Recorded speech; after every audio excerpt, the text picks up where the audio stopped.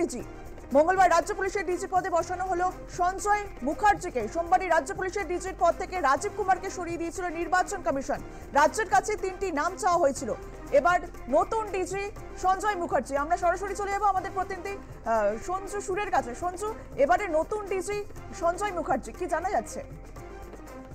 দেখো, গতকাল জাতীয় নির্বাচন কমিশনের পক্ষ থেকে যে চিঠি দেওয়া হয়েছিল রাজ্য সরকারের কাছে এবং মুখ্য সচিবকে উদ্দেশ্য করে, সেই চিঠিতে পরিষ্কার বলা হয়েছিল যে রাজ্য পুলিশের ডিজি যিনি আছেন রাজীব কুমার, তাকে সরিয়ে দেওয়া হচ্ছে, অপসারণ করা হচ্ছে। এবং গতকালই বিকেল 5টার মধ্যে রাজ্য সরকারের কাছে নির্দেশ ছিল যে পরবর্তী ডিজি হিসাবে সিনিয়র মোস্ট যিনি অফিসার রয়েছেন রাজ্য পুলিশ প্রশাসনের হেডকোয়ার্টারে, তাকে দায়িত্বভার দিতে হবে এবং তার সঙ্গে সঙ্গে 3টে নাম পাঠাতে হবে, 3জন আইপিএস অফিসারের নাম পাঠাতে হবে, যাতে করে নির্বাচন কমিশন তারা সেই তালিকা থেকে পরবর্তী ডিজির নামটা জেনে নিতে পারে।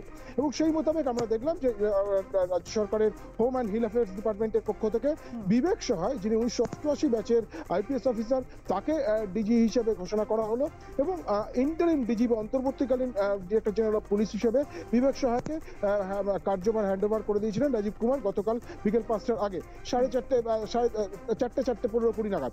এবং এটা শুধুমাত্র যেহেতু নির্বাচন কমিশনের নির্দেশ ছিল, সেই নির্দেশ মোতাবেক এই কাজটা করা হয়েছিল। এবং তার সঙ্গে সঙ্গে 3জন নামের আইপিএস, সিনিয়র মোস্ট আইপিএস নামের একটি তালিকা নির্বাচন কমিশনকে পাঠানো হয়েছিল। যে নির্বাচন কমিশনকে যে নামের তালিকা পাঠানো হয়েছিল, সেই নামের তালিকাতে প্রথমেই ছিল বিবেক সহায়ের নাম, যিনি 1988 ব্যাচের আইপিএস অফিসার।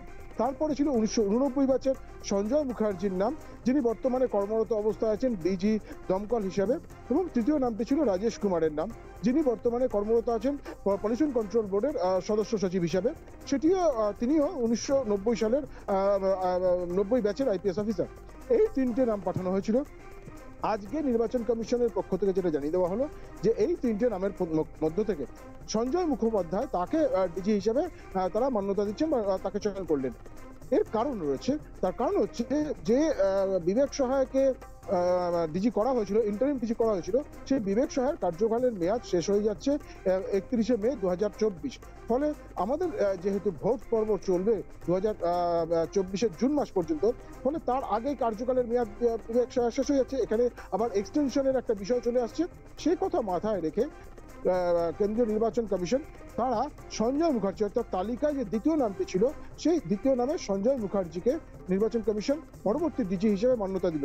এখন দেখার বিষয় এটাই যে এই সঞ্জয় মুখার্জি, যিনি এই মুহূর্তে ডিজি দমকল হিসেবে কর্মরত আছেন, তাকে আজকে বিকেল 5টার মধ্যে কার্যভার সাজিয়ে দিতে হবে, হ্যান্ডওভার করতে হবে বর্তমানে যিনি ডিজি বিবেক সহায়কে। এবং সঞ্জয় মুখোপাধ্যায় ভোট পর্ব পুরোটাই তিনি একাই সামলাবেন রাজ্য পুলিশের মহানির্দেশক হিসাবে। পরবর্তীকালীন ভোট পর্ব মিটে রাজ্য সরকার পুনরায় রাজীব কুমারকে ফিরিয়ে আনবেন কিনা সেটা রাজ্য সরকারের সিদ্ধান্ত হবে। কিন্তু যতক্ষণ পর্যন্ত ইলেকশন কমিশনের এমবার্গো থাকছে, ততক্ষণ পর্যন্ত এ রাজ্যের ডিজি হিসেবে কার্যভার সামলাবেন সঞ্জয় মুখোপাধ্যায়। এই মুহূর্তে 1989 ব্যাচের, অর্থাৎ রাজীব কুমার যে ব্যাচের আইপিএস অফিসার ছিলেন, ঠিক সেই ব্যাচের আইপিএস অফিসার সঞ্জয় মুখোপাধ্যায়, তিনি এই কার্যভার সামলাবেন। যেটা আমরা গতকালও বারবার করে বলছিলাম যে বিবেক সহায়কে শুধুমাত্র ইন্টারিম ডিজি হিসেবে নিয়োগ করা হয়েছে ইলেকশন কমিশনের নির্দেশ মতো। কারণ বিবেক সহায় তিনি পুরো সময়টা, পুরো টেনিয়রটা কার্যভার সামলাতে পারবেন না, কারণ তার অবসরের সময় চলে আসছে। এই কারণে কিন্তু এই সিদ্ধান্তটা তড়িঘড়ি নেওয়া হয়েছিল শুধুমাত্র ইলেকশন কমিশনের নির্দেশ মোতাবেক। এবং রাজ্য সরকার 3টে নাম পাঠিয়ে দিয়েছিল এবং 3টে নামে তুমি দেখো, প্রথম নামটাই বিবেক সহায় রাখা হয়েছিল, কিন্তু বিবেক সহায়কে ইলেকশন কমিশন মেনে নিল না। তার কারণ এক তো হচ্ছে বিবেক সহায়ের বিরুদ্ধে একটা ডিপার্টমেন্টাল ইনকোয়ারি চলছিল, যদিও রাজ্য সরকারের পক্ষ থেকে বলা হয়েছে যে সেই সব ইনকোয়ারি সমস্ত কিছু মিট আপ হয়ে গিয়েছে। বিবেক সহায় তিনি একটা সময় রাজ্য সরকারের ডিরেক্টর সিকিউরিটি অফ পুলিশ ছিলেন, তিনি মুখ্যমন্ত্রী ডিরেক্টর সিকিউরিটি ডিজি সিকিউরিটি ছিলেন। ফলে সেই জায়গা থেকে দাঁড়িয়ে 2021 সালে তাকে প্রথমে ইলেকশন কমিশন সরিয়ে দিয়েছিল, যখন 10ই মার্চ নন্দীগ্রামের ঘটনা ঘটে, মুখ্যমন্ত্রী আহত হন। তার পরবর্তী সময় তাকে পদ থেকে সরিয়ে দেওয়া হয়েছিল এবং পরবর্তীকালে ইলেকশন মিটে যাওয়ার পর সেই বিবেক সহায়কে মুখ্যমন্ত্রী মমতা বন্দ্যোপাধ্যায় পুনরায় ডিরেক্টর সিকিউরিটি পদে নিয়ে এসেছিলেন এবং 2022 সাল পর্যন্ত তিনি ডিরেক্টর সিকিউরিটি পদে ছিলেন।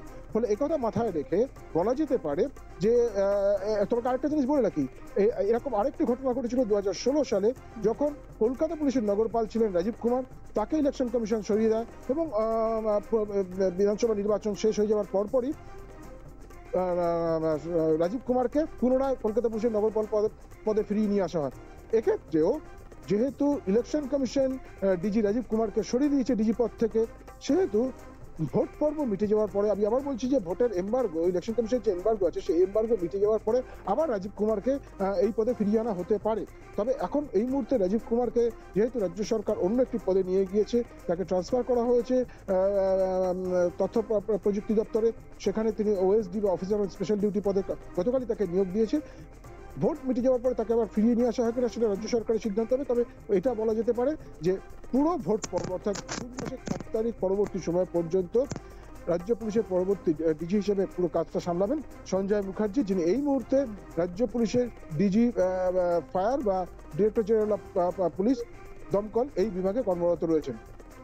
বেশ, ধন্যবাদ সঞ্জয়।